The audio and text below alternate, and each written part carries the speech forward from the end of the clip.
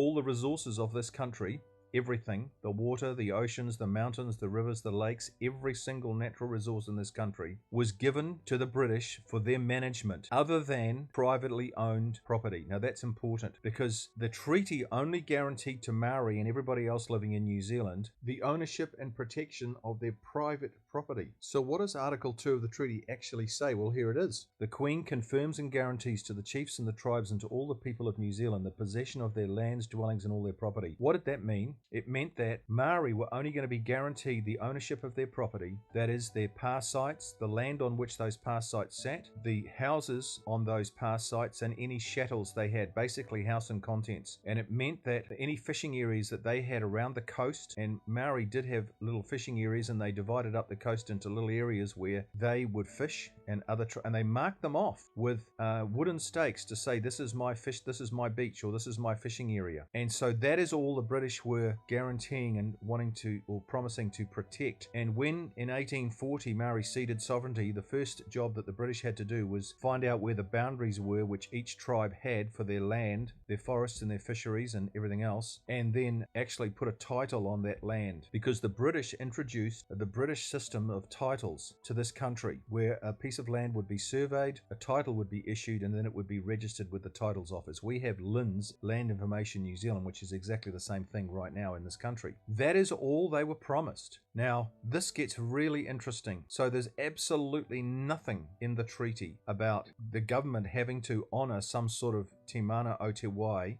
that Maori are putting forth. There's nothing in the treaty about this, absolutely not. I mean, if they had water, if Maori had water running through their piece of private land, then that was theirs to do what they wanted with it. Just like a farmer does today. He has a creek or a river going through his property. His cattle can, or his sheep or whatever he wants, can go down to that river and that creek, and they can drink from it. And there's no problem with that.